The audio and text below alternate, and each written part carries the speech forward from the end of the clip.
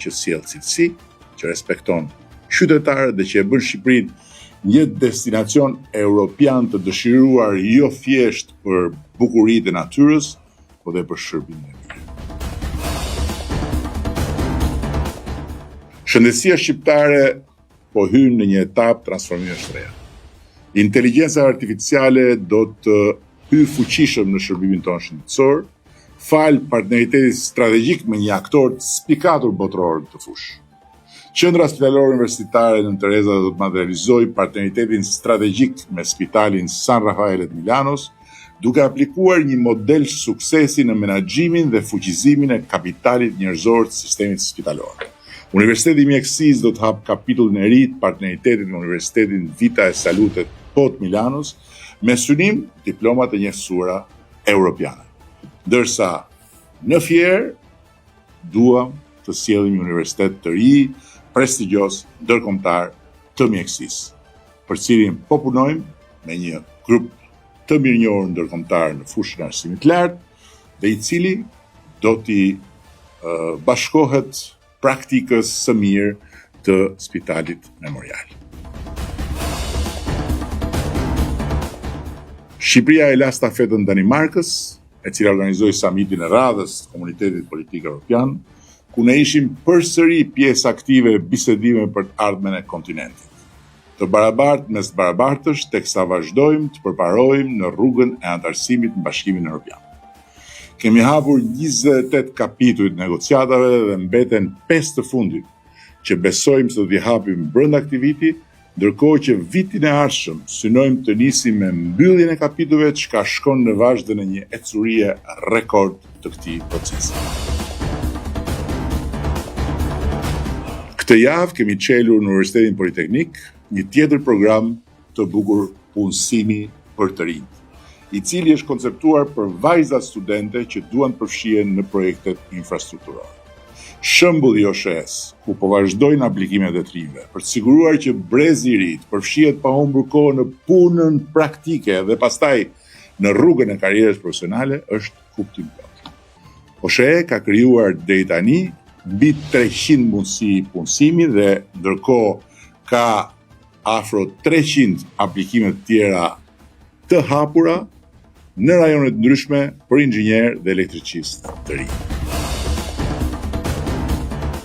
Më 9 nëntor, qytetarët e Tiranës dhe disa bashkive të tjera do të votojnë për të zgjedhur kryebashkiakët zëvendësues të atyre që u larguan për të bërë deputet a për ndonjë arsye tjetër. Të tjerat janë zgjedhje krejt normale, ndërsa ato në Tiranë janë të jashtëzakonshme për disa arsye, dhe jo thjesht se Tirana është kryeqyteti i Shqipërisë dhe lokomotiva e ekonomisë së vendit. Tirana mbeti pa kryebashkiak, si pasojë një zhvillimi brutal të lidhur me drejtësinë. Kryetari i bashkisë u mor nga zyra pa gjyq dhe u çuar në paraburgim, ku vazhdon të mbahet ende prej gati 8 muajsh përmes një procesi me standarde që, për ta thënë but, janë të dyshimta.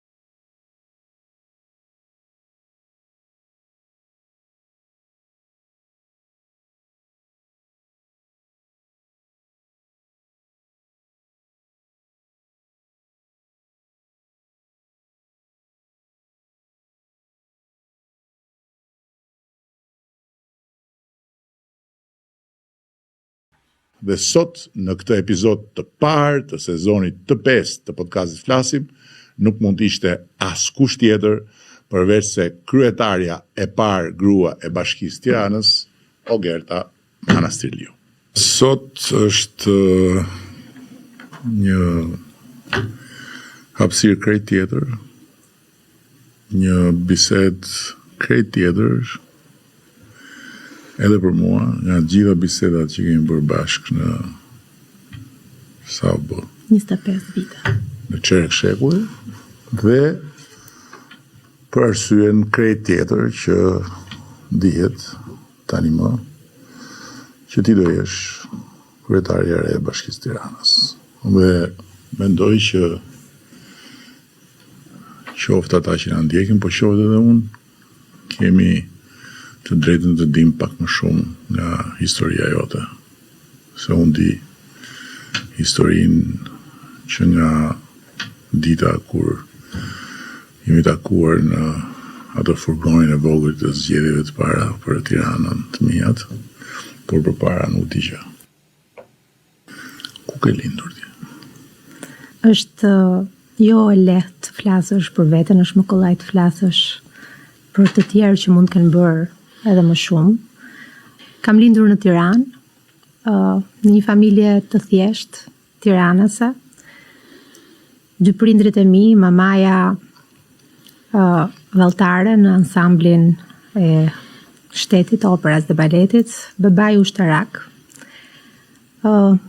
Dhe gjithashtu në familjen tonë të vajzërisë për timen, edhe me vllajën, në një shtëpi ku kam bizotruar harmonia, me dy karaktere të kundërta diametralisht edhe për arsyet profesioneve të tyre, të mamit dhe babit, por që në atë harmoni dhe simbioz jemi rritur të shëndetshëm edhe me shumë njerëz përreth.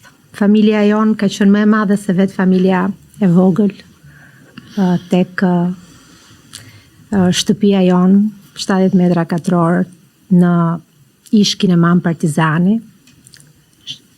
rruga Luiq Gurakuqi apo Pazari i Ri. Më e madhe sepse unë jam rritur mes dy gjysheve të mia dhe hallave, xhaxhait, dajave, tezeve. Një familje e madhe që në fakt më ka mësuar se si të jetosh dhe të duash njerëzit, edhe të kesh mundësinë që të marrësh shumë dashuri. Gjë që më ka plotësuar dhe kam pasur gjithmonë mbështetje. Çfarë bën mend nga ajo rruga Luiq Gurakuqi? Ajo rruga Luiq Gurakuqi ka një histori. Ato janë pallatet e artistave. Unë në shkallën tonë kemi jetuar me të madhin Çesk Zadeja, dy pallate më tutje me të mëdhenj të skenës, Avni Mula, Gajo Çako, Luiza Çako, Inva më vonë. Ime më sikur se thash artiste në valltare ansamblit. Unë jam rritur në fëmijërinë time, kujtoj një kohë të madhe kam shpenzuar në korridoret e teatrit, operas dhe baletit. Edhe ky ndoshta edhe aspekti estetik edhe artistik më janë ushqyer nga fakti që kam ndetur gjithmonë dhe kam parë se si artistët lodheshin aq shumë për të bërë një performancë, nga ana tjetër ata cilët ishin kori i operës, sepse njëra prej hallave të mia, Elira, ishte pjesë e korit, edhe unë mes vallës dhe operës zgjidhja gjithmonë këtë të dytën, dhe mbaj mend në fëmijëri që isha e dyzuar gjithmonë, por me tendencën e operës, sepse më tërhiqte shumë një model i një gruaje aty, që ishte Suzana Turku, dirigjentja në atë kohë e operës, korit operës, dhe Mariana Leka, ku vunë edhe ato shfaqjet e para të Traviatës në Shqip, edhe të karnavaleve të Korçës, ku unë këndoja pa zë. Pra isha aty, tek amfiteatri korit, dhe mendoja një ditë që mund të bëhesha këngëtare si halla ime, apo si Mariana, apo pse jo dhe një dirigjente e mirë si Suzana Turku. Jeta jonë, apo imja, po e them këtu se them e familjes tonë, ka qenë gjithmonë një jetë e mbushur me emocionet e skenës që vinin nga mami. Ajo nuk më ka shtyr të jem artiste, ndoshta sepse kompeticionin mes artistëve ka ndier vetë dhe më thoshte gjithmonë që në art, sidomos tek pjesa e skuadrës, duhet përpiqesh fort edhe i pari të jesh të lodh. Edhe duhet të gjesh një Çfarë bën mend në korridoret e teatrit operës për shembull? Mbaj mend vokalizat. Mbaj që kumbonin në ato korridoret e operës. Mbaj mend balerinët dhe balerinat që vraponin nëpër korridore për të ndruar, për të veshur. Mbaj mend kostumografin, një hapësirë gjigande me kostume ku zhytesh aty dhe më dukej sikur I kisha provuar të gjitha dhe sikur isha vetë personazhi I operës. Më pëlqenin shumë kostumet tradicionale, makjazhi dhe gjithë aspektet që lidheshin me estetikën. Rri aty dhe I shikoja për orë se si bëheshin gati. Dhe më kujtohet prapa kuintave. Qëndroja mbrapa skenës të madhe të Tobit dhe shija çfarë harmonie dhe me çfarë pasioni ata punonin gjithë si skuadër. Të drejtuar. Po vllai është më I vogël apo më I madh? Është më I vogël, është 4 vjet më I vogël. Ka bërë dhe ai familjen e tij. Po kjo historia e korridorëve të operës vazhdoi gjatë apo pastaj vazhdoi me korridorët e shkollës? Deri në 8 vjeçare, pra vijoj gjatë. E kisha një gjithmonë një dëshirë dhe një pasion të fshet që nuk arrita dot ta zhvilloj, edhe pse në atë kohë ne ishim në kurset e pallatit pionerëve dhe unë isha goxha e përfshirë në këngë, në kurset e tjera që bëheshin aty. Mëtej unë kam bërë shkollën 8 vjeçare tek 20 vjetori apo Doradistria sot dhe jeta ime pak a shumë përshkon një trekëndsh të qendrës qytetit, mes shtëpisë mamit, mes shtëpisë gjyshes së mamit të Shavaret, aty ku kam bërë edhe shkollën 8 vjeçare dhe shtëpisë gjyshes tjetër, aty ku dhe kam lindur tek banka e shtetit, aty ai pallati I parë që sheh pra drejt sheshit edhe e them që në fakt ka qenë një fëmijëri e bukur, edhe me sfidat e veta. Po shkollat për gjimnazi shumë. Si ke qenë mësimja? Nxënëse e mirë, shumë e mirë, por edhe një aktiviste e mirë. Pra nuk lija asnjë nga këto koncertet, aktivitetet sociale, kulturore që bënim shumë. Gjimnazi ka qenë I mbushur dhe pse në një kohë të vështirë. Unë kam kam ndjekur gjimnazin Sami Frashëri. Në një kohë, fakt para se të kaloj te gjimnazi, pata një ndërprerje, sepse ne brezi ynë, që sot jemi rreth 45-ave, jetuam një periudhë vërtet vështirë, periudhën e viteve të tranzicionit, ku familjet tona morën vendime për ne, edhe në një moshë të vogël, prindit e mi vendosën që unë duhet të shkoja jashtë dhe të studioja jashtë për të kryer pra gjimnazin dhe më tej edhe më gjatë. Në moshën 14 vjeçare unë vajta në Itali, në Bari, ku duke qenë se halla ime ishte aty, pra jetonte aty, bëra studimet një vit në liceun klasik aty, por kisha gjithmonë një ndjesi, ndoshta ishte ende vogël, po lidhjen me familjen dhe lidhjen me vendin. Dëgjoja nga I telefoni paralel I dhomës time, kur halla ime fliste me mamin, me babin, situatën që ishte në Shqipëri, kaosin, pasigurinë. Dukej sikur kisha lënë një pjesë timen dhe sikur duhet isha aty sepse aty kishte diçka që nuk shkonte. Dhe ashtu adoleshente se isha mendoja që duhet të kthehesha, që nuk mund ta lija familjen time t'i humte një pjesë, po themi, e imja dhe mbështetjes që unë mund t'i siguroja atyra. Edhe pse thash isha shumë e vogël, ndoshta vendimi për t'u kthyer ishte një vendim që mua I mat më ka lënë ta marr vet. Mbaj mend që I thash që unë ishte 10 orë, ishte 3 muaj që kisha shkuar, thash babi unë do kthehem, më tha bëj si duash bab, ti e di vet, por unë them ta mbyllësh këtë vit. Dhe pastaj vendosa. A mbylla atë vit, u diplomova për vitin, po u riktheva me ndjesinë që këtu kishte diçka që shkonte, po kishte shumë arsye që unë duhet isha këtu me familjen time dhe të isha pjesë e gjës.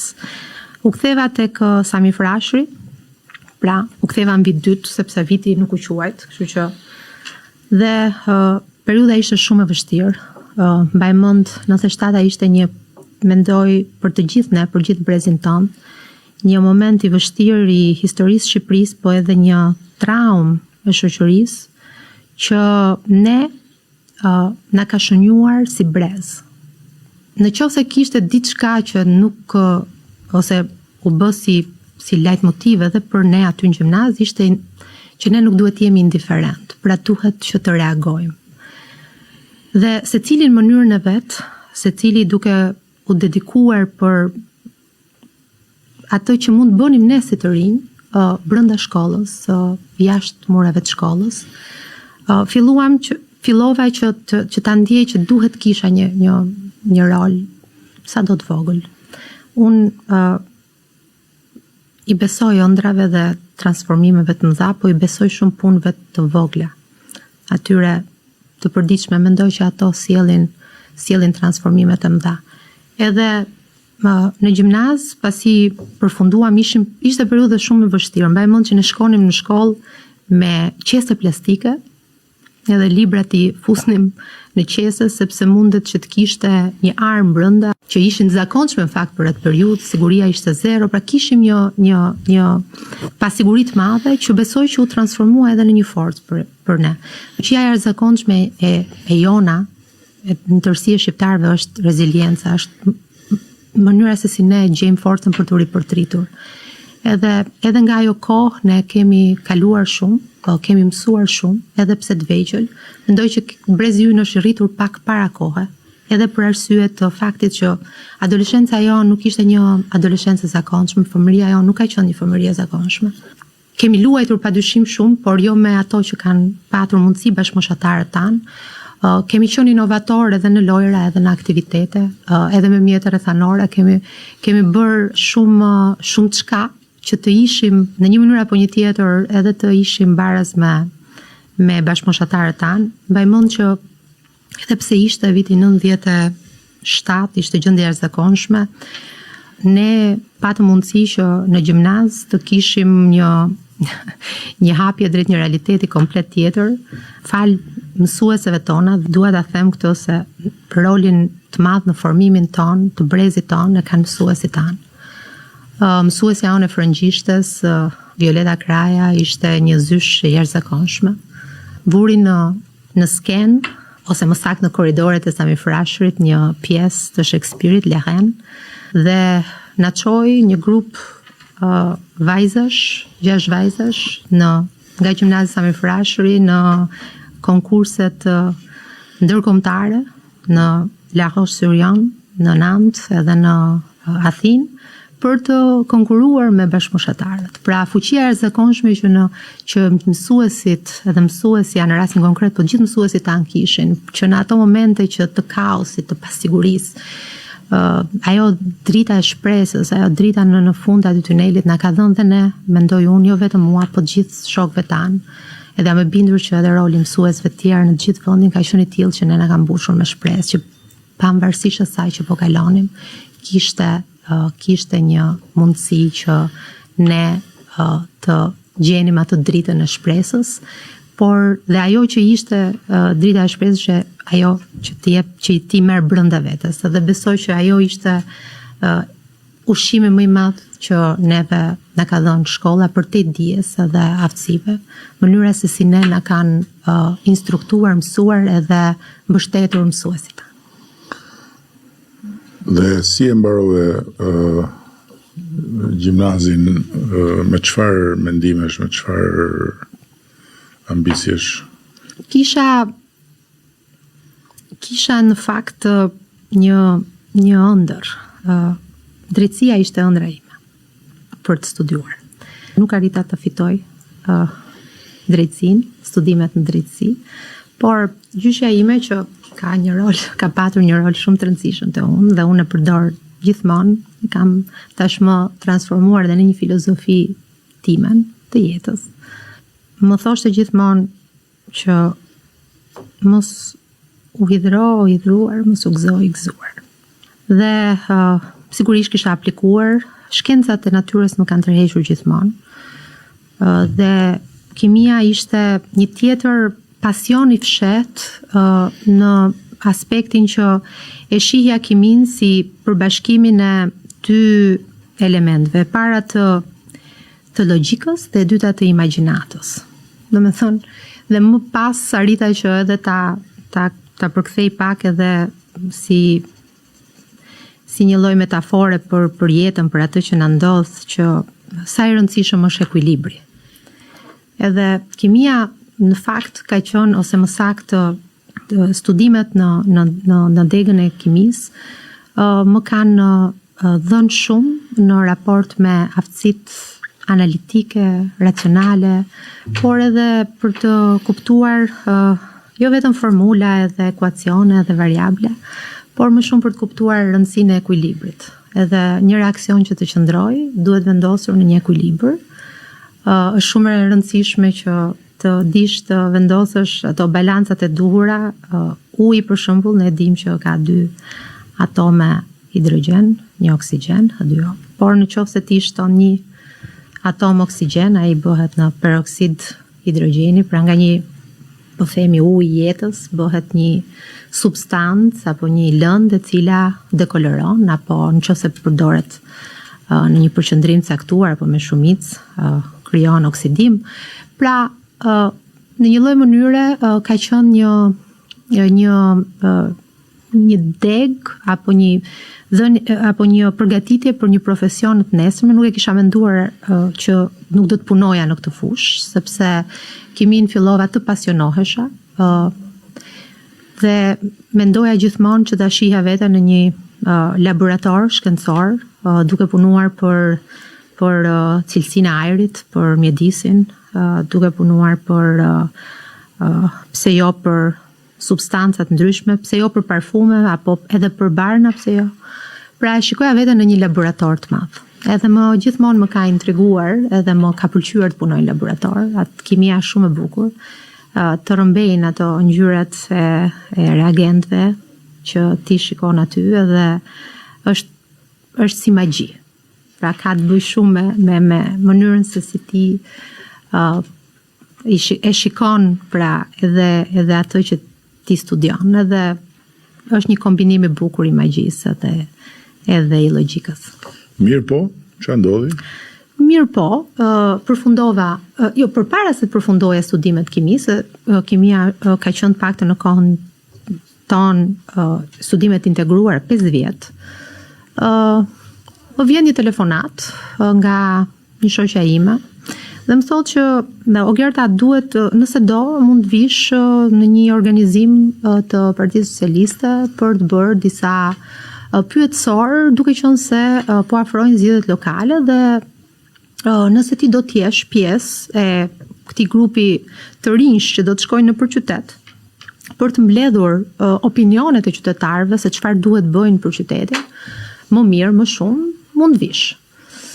Kur më tha Partia Socialiste nuk më duk e panjohur, sepse gjyqja ime, shtëpia të cilës e përshkrova ishte mu tek banka dhe drejtarja jonë në kat parë sheh gjithmonë dyert e Partisë Socialiste ishte një socialiste 24 karat. Dhe nuk e di pse pata një evokim, thash me siguri to ka dëgjuar gjyshen që flet gjithkohës për Partinë Socialiste dhe për eksponentët e saj që çdo 5 maj vinin, dhe thash, dakord, po vi, jam e lirë, isha në universitet. Dhe më thot takohemi tek Ministria e Kulturës, aty ku përballë pra kryeministrisë, në Filanor. Shkoj, ishte një furgon i vogël, ishte i brenduar me një akuarel të qendrës Tiranës, asaj historike, të sheshi Skënderbej pra, dhe shkruante me Edi Ramën për Tiranën. Edi Ramën e njihja si Ministri i Kulturës, dhe në fakt gjithë mosha jonë ishte intriguar nga Iriu, Ministër Kulture, që si ishte as pak si të gjithë të tjerët, me një shpirt transformues, pak rebel, që thot gjithmonë atë që mendon. Dhe thash, okay, hypën furgon, në një moment mbrini ju kryeministër, edhe aty filloi një rrugtim ku, për të thënë të vërtetën, ishte edhe një tjetër vetëdijsim që mund ta them që ishte edhe ka bërë një pjesë të këtij rrugtimit, po dhe të hapjes së sytë, një lloj zgjimi timin, për të parë përtej qendrës së Tiranës, ku në fakt ishte bërë jeta ime për gjatë gjithë atyre viteve. Me ju kemi shëtitur gjithë Tiranën, cep në cep, dhe për herë të parë unë pash çfarë ndodhte jashtë unazës Tiranës, çfarë ndodhte në rrethinat e Tiranës, si ishte Tirana në atë kohë. Sa errët, sa e zymt, dhe sa s'kishte as rrjete sociale, s'kishte as absolutisht. Dhe ishte një hapje sysh, ishte një zgjim, por ishte edhe një moment që jo vetëm mua, po të gjithë neve që ishim aty, pastaj sigurisht të gjithë atyre që ju përkrahën, ishte një moment sa zgjimi dhe shpresa. Shprese që Tirana mund bëhej, që Tirana mund të transformohet. Tiranës filloi të vinte ngjyra. Fillova të lexoj një libër të Malcolm Gladwell, Revenge of the Tipping Point. Dhe aty gjehet fare mirë se çfarë më pëlqen, sepse ai merret shumë me mundësitë edhe me natyrën njerëzore. Aty gjenden shumë shembuj se çfarë impakti kanë ndryshimet e vogla. Dhe më kujtua pikërisht ngjyrat e pallateve të Tiranës. Ai sillte një tjetër shembull, atë të New Yorkut vitet 80-90, ajo dritare të thyera, edhe Broken Windows. Dhe thoshte, dhe pikërisht masat që u morën për të ulur kriminalitetin për metrot, u hoqën gjithë ato grafitet edhe u pastruan, pra për kujdesi ndaj qytetit. Solli uljen e kriminalitetin në atë rast, po këtu në Tiranë për kujdesi ndaj qytetit, dhe aspektet estetike ndikojnë shumë në sjellje. Edhe ajo që ne na lindi jo vetëm mua, po gjithë ekipit të atëhershëm të bashkëpunimit. Para se çkam aty një prit një se si aty akoma. Se unë mbaj mend në furgon bashkë me ato. Një grup gocëve të çuna ato. Kishte dhe një djalë për a një dy, se mbaj. Kishin 2-3 djem. Po ata nuk na qëndruan deri në fund se nuk kishin durim. Nuk kishin durim. Edhe ndërkohë midis mbarimit zgjedhjeve dhe pastaj ardhjes në Bashkinë e Tiranës, sa kohë kaloi? Kaluan 3 vite. Çfarë bërën ato 3 vite? Në 3 vite mbarova universitetin, unë isha në Fakultetin e Shkencave të Natyrës. Pse ishte në vitin e parë kur bëra shkollën, u diplomova. Në 3 vite patëm një angazhim sërish me gjithë ekipin e djemve dhe vajzave aty. Filluam një iniciativë në fakt udhëhequr nga ju për bibliotekat në Tiranë dhe për mbjelljet e pemëve në Tiranë.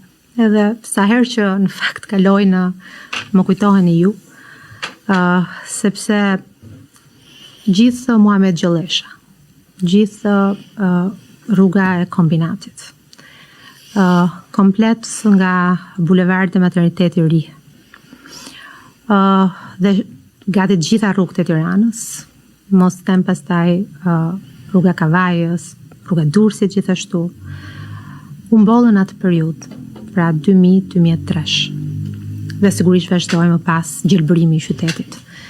mushkëria e Tiranës. Nuk e di se si përfundoi Tirana në fakt pas një pemë në mënyrë aq të beftë, por ajo që ndodhi ishte që në një periudhë 3 vjeçare që unë mend që kam qenë studente, Tirana filloi të pulsonte dhe ti kthehej gjaku në gjithë organizmin e vet. Duke filluar nga unë po marr aty unë kam qenë dëshmitar në fakt e transformimit të Tiranës që nga dita 1. E parë që nga dita 1, vërtet.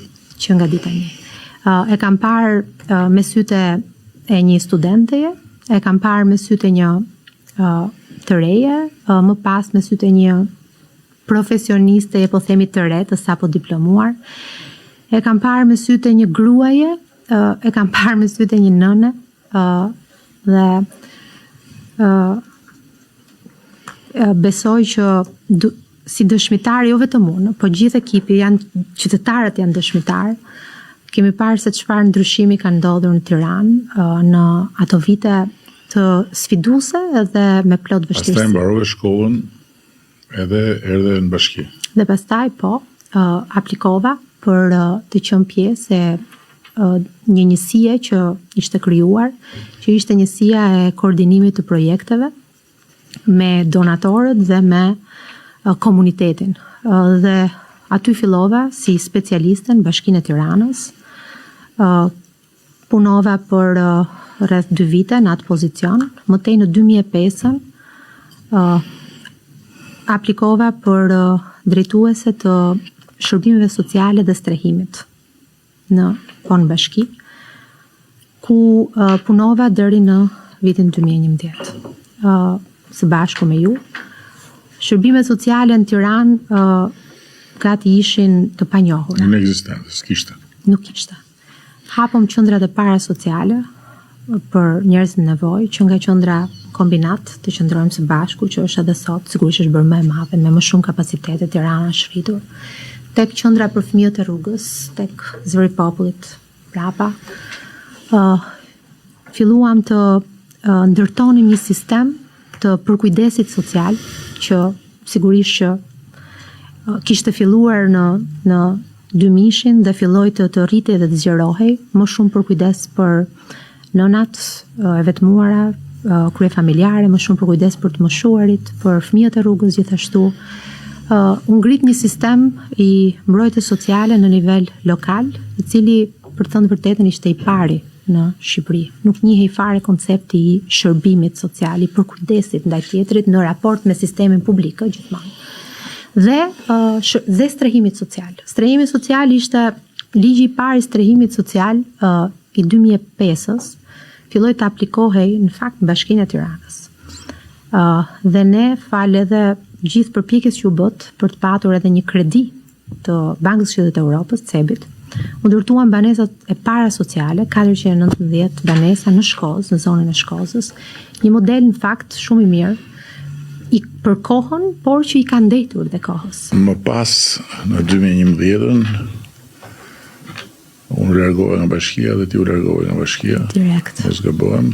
Dhe çfarë bëre deri në 2000?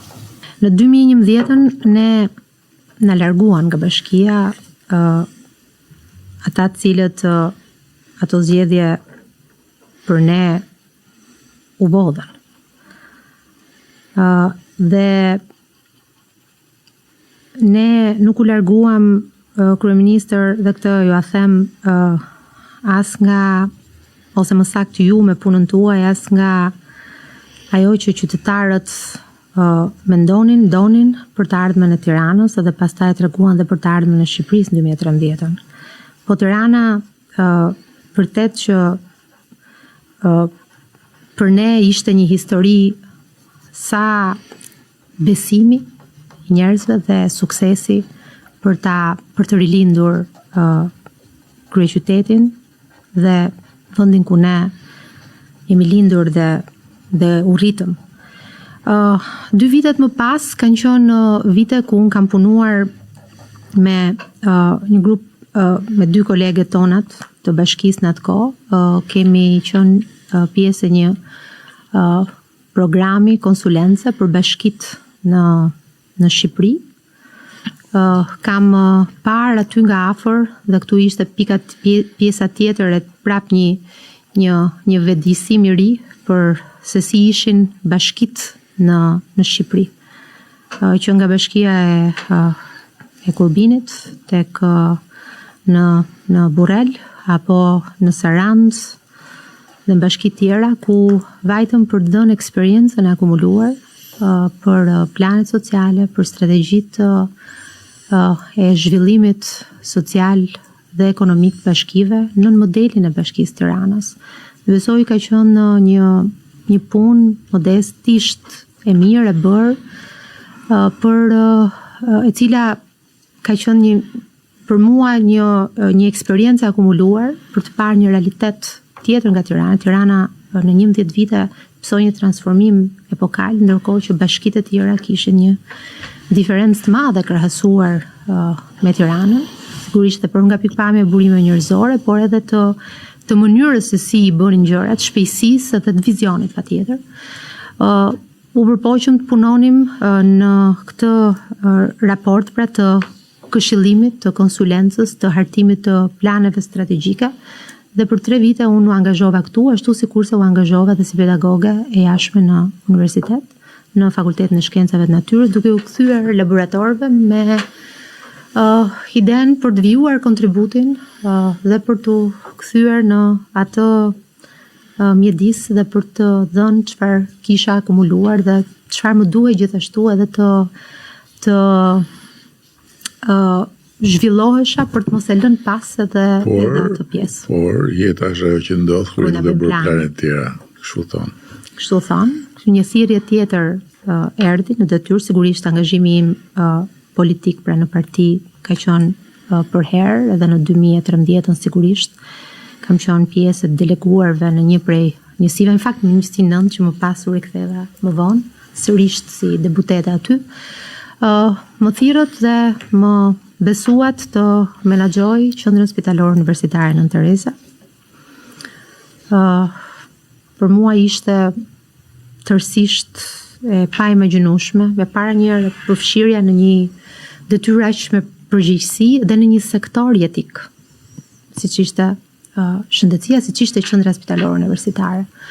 Në një moment të gjithë, po themi, zhvillimeve 2013-s, ku tashmë puna duhet ishte jo vetëm cilësore, por e shpejt, e vendosur, që Sutoja ishte vendi ku mund të ishte tamam shëmbëltyra e asaj që ishte gjithë vendi. Një kaos, tezgash, lokalesh, pisliku, rrëmuje, papërgjegjshmërie, mos identifikimi, depersonalizimi, dhe aty jam përballur me atë që ishte realiteti, se nuk më kishte qelluar ndonjëherë të shkoja në spital edhe për arsye të. Këtu fillon pjesa që unë e di në çdo hap dhe kështu që nuk është aq shumë e rëndësishme. Edhe besoj që pavarësisht se nuk e di në çdo hap, ata që janë të interesuar që të ndjekin dhe pastaj vijon siç e din. E din fare mirë që ti e transformove qendrën. Çfarë nuk di më është pjesa dhe është korsia tjetër, domethënë e krijimit të foljes tënde. Mermalin jam dashuruar kur ishim gjimnaz. Kemi ndërtuar jetën tonë së bashku, kemi 2 vajza. Kur i that po njëri tjetrit apo? I tham në 2005, që do të thot 20 vjet më parë. Si 20 vjet morët për kohë për të thënë po njëri tjetrit apo 20 vjet? Jo, 20 vjet u martuam, pra aty poja është martesa, ajo është. Mbasi mbaroi shkollën. Mbasi mbaroi universitetin. 20 Po gjatë kohës që ishit kështu të intimuar, si familja e dinte? Po e dinte. Jo, familja ime ka qenë e hapur, mirë kuptuese. E merrti për shembull? Jo deri aty, jo. Po, pastaj po, patjetër që mbasi kaluan disa vite, po jo më kur u martuan, patjetër. Te martesa nuk diskutohet, po edhe më përpara, po e ka marrë. Shkoj dhe shtëpia aty? Shkoja po, se ishim okay edhe nuk kishim ndonjë pengesë. Pastaj kur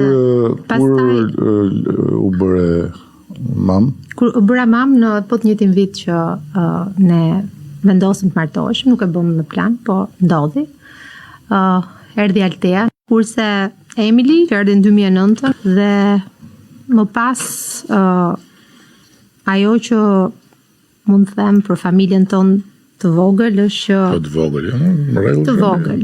Të vogël është se dëshira ndoshta e jona është që të ishte edhe pak më zgjeruar. Eksperjenca ime tregon që ka kohë gjithmonë, edhe eksperjenca e vazhduesës time.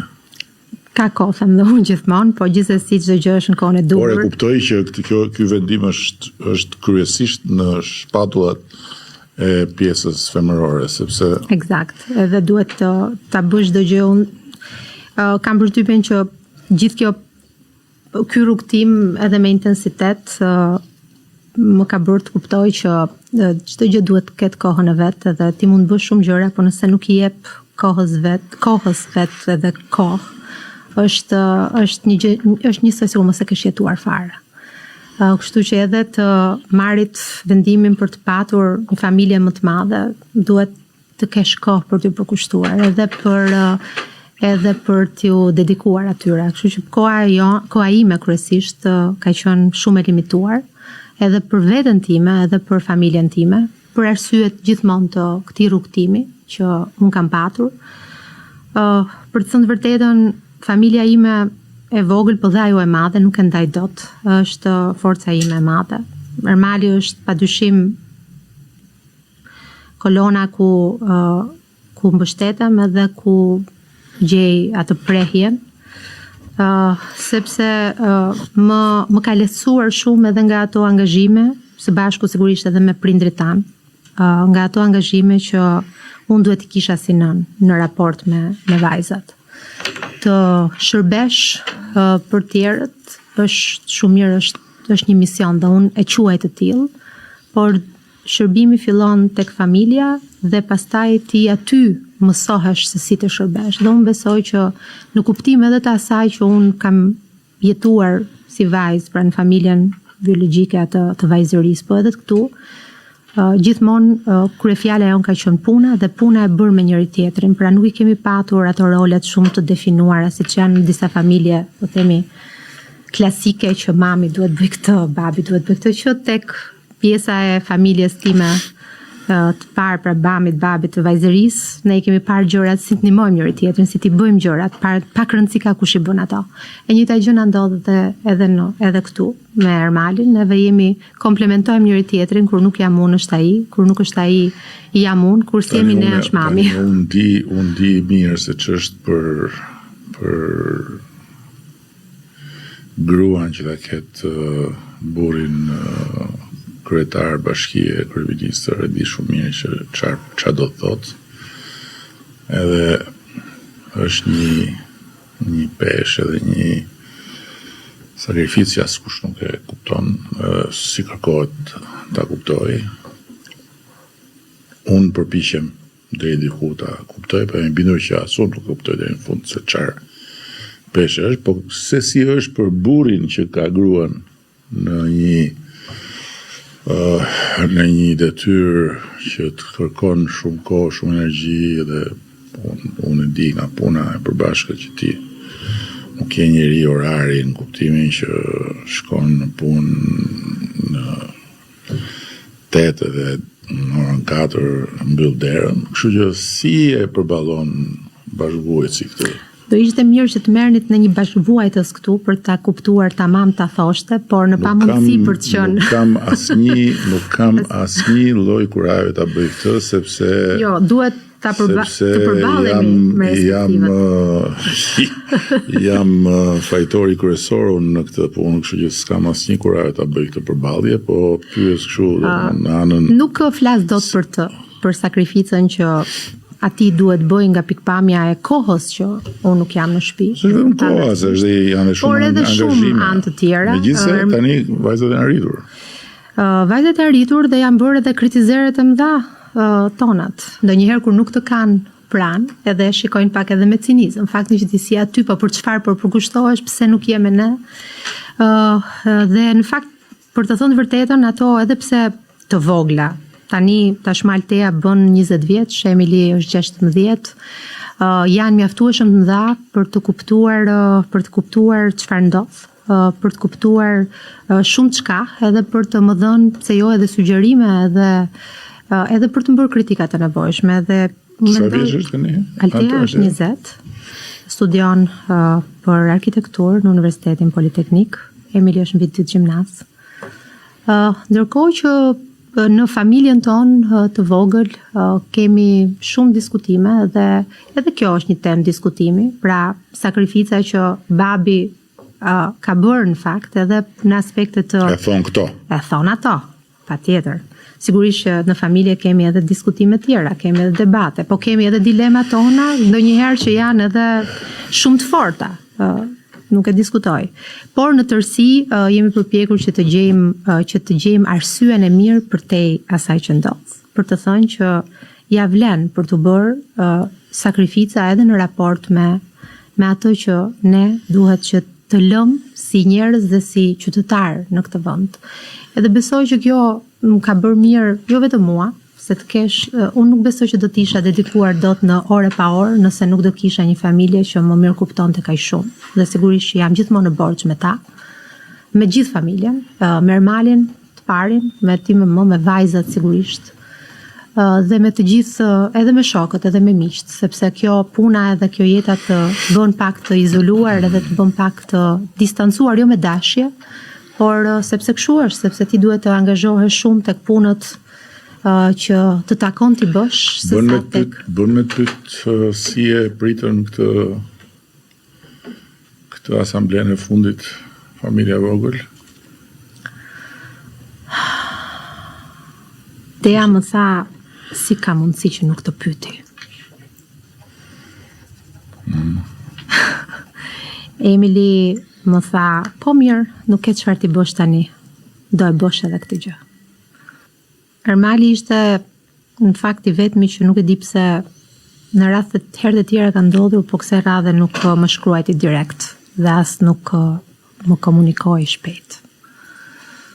Pastaj patëm një bisedë gjatë, po është e gjatë. Jo, nuk duhet futem në detaje, thjesht doja një kështu impresion për të më shumë privilegjuar ata që po na ndjekin akoma, dhe nuk besoj se janë mërzitur, sepse thuhet shpesh që bisedë ekskluzive, interviste ekskluzive, etj, po unë për shembull 85% gjërave që dëgjoj këtu unë si dias vetë. Ndërkohë që duhet ta mbyll me ty tani. Se dakord, në rregull, pse s'të tha tani.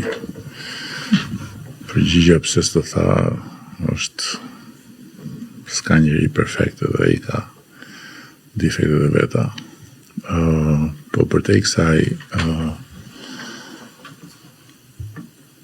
dhe përtej momentit parë që ti vetë si e ndjen këtë barë mbi supe?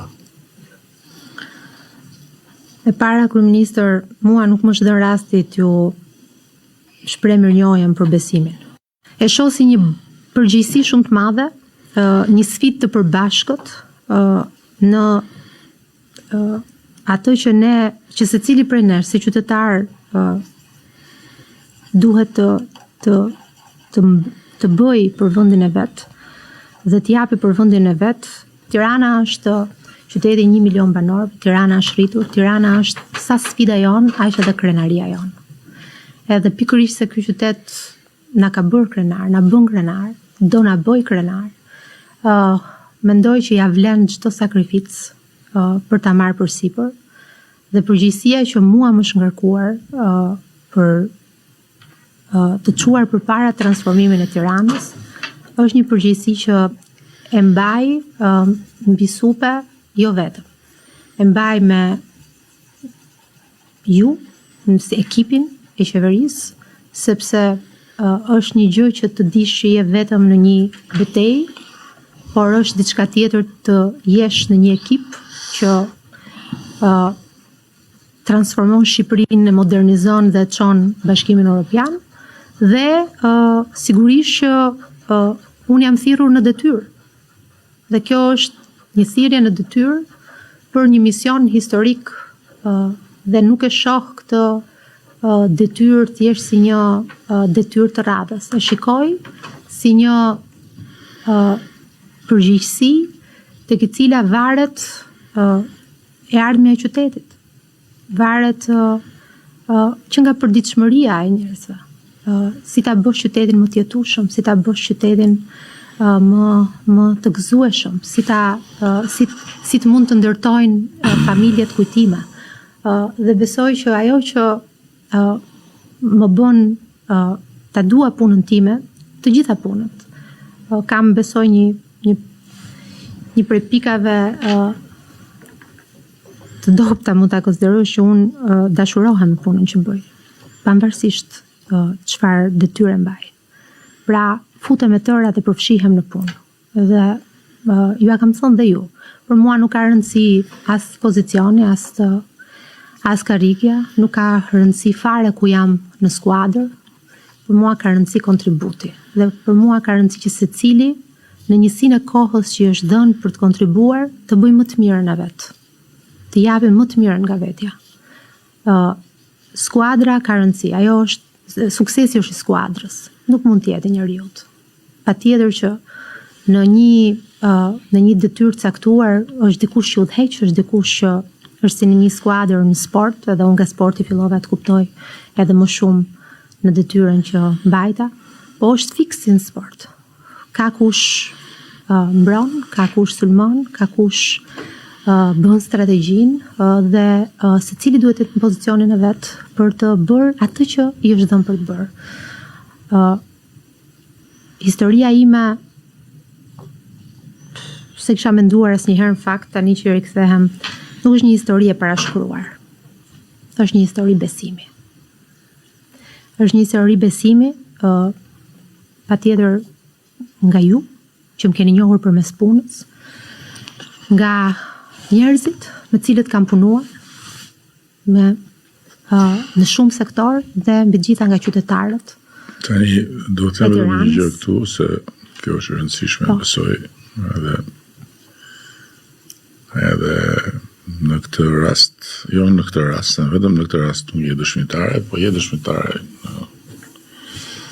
në gjithë këtë rrugtim gjatë që unë i analizoj shumë gjërat që kanë lidhje me vendimet dhe kur vjen puna tek ndarja e detyrave ka dy, se kemi bërë një të bisedë, po ta kam si borç mbas kësaj, ka dy kategori vendimesh lidhur me detyrat. Njëra është kategoria e vendimeve kur është shumë e rëndësishme se çfarë mendojnë njerëzit, dhe njëra është kategoria e vendimeve kur ti nuk mund ta dish çfarë mendojnë njerëzit, sepse duhet marrësh përsipër risk lidhur me njerëz të ri. Që ti nuk mund të pyesësh njerëzit që a mendoni ju që Gerda Masirliu është njeriu i dur për QSU-tën, që duke mos njoft asnjëri ose nuk ke mundësi, por ama kur vjen puna tek kandidatura për deputet, gjithmonë flas për atë pjesë të njerëzve që duhet të jenë shalqim me provë, jo për pjesën e më të rinjve, është shumë e thjeshtë. Të paktën mua më është bërë shumë e thjeshtë edhe nga eksperienca edhe nga zhvillimi që kemi bërë me sondazhet, me anketimet, kështu që Edhe ti di shumë mirë që ne bëjmë anketimet vazhdueshme dhe vazhdimisht dim çfarë mendojnë njerëzit për temat, për shqetësimet, për edhe në një farë mënyre dim edhe si ti interpretojmë. Dhe në rastin konkret, në të gjitha anketimet dhe në të gjitha rrugët e testimit të opinionit, ti ishe kryetare e bashkisë që shumica donte.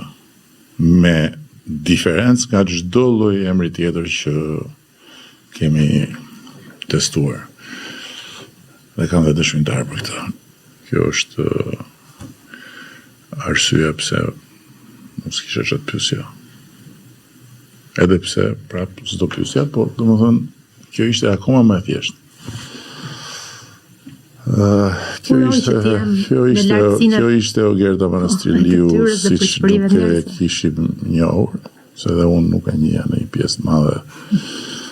Por për mua që e njoh gjithsesi, asgjë nuk ishte jashtë parashikimit, që nga korridoret edhe kurioziteti për dinamikën e vallëzimit, për dinamikën e punës në teatrin e operës, tek vrapi në për korridoret e bashkisë, në njëta gjë, që zhvillohet edhe merr formën sipas eksperiencës patjetër. Dhe besoj që Tirana do ketë jo vetëm të parën grua kryetare bashkie në historinë e vet, por një kryetare bashkie që nuk do të mbetet jashtë ati grupi njerëzish që në këtë qytet kanë bërë histori.